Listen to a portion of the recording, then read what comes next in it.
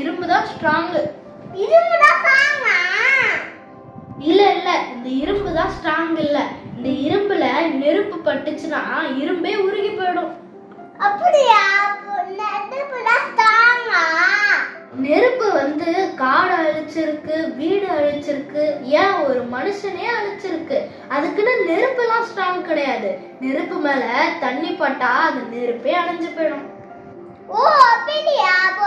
தண்ணி தான் ஸ்ட்ராங் போல.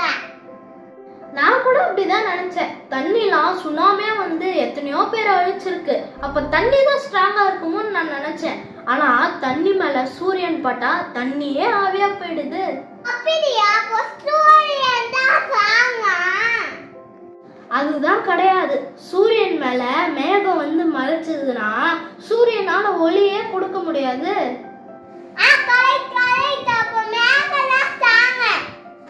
அதுவும் கிடையாது. மேகத்து மேல காற்று பட்டுச்சுன்னா மேகத்தை எங்கேயோ அடிச்சிட்டு போயிடும்.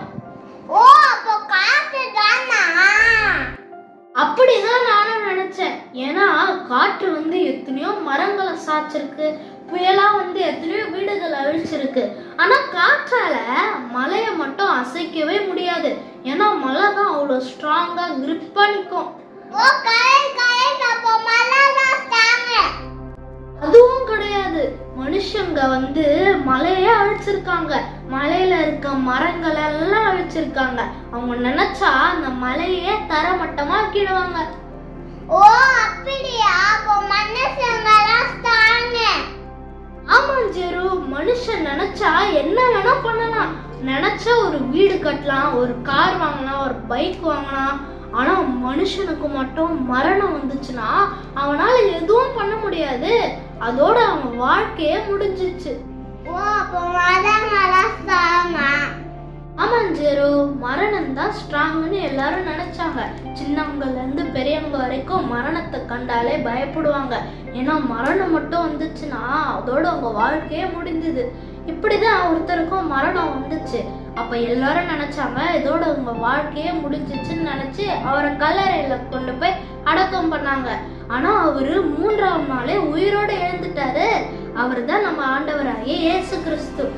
ஓ அப்ப ஏசப்பாலாம் ஸ்ட்ராங் கேவி. ஆமா ஃப்ரெண்ட்ஸ், ஏசப்பா தான் இந்த உலகத்திலே ஸ்ட்ராங். அவரை போல வல்லமை உள்ளவர் இந்த உலகத்துல யாருமே இல்லை.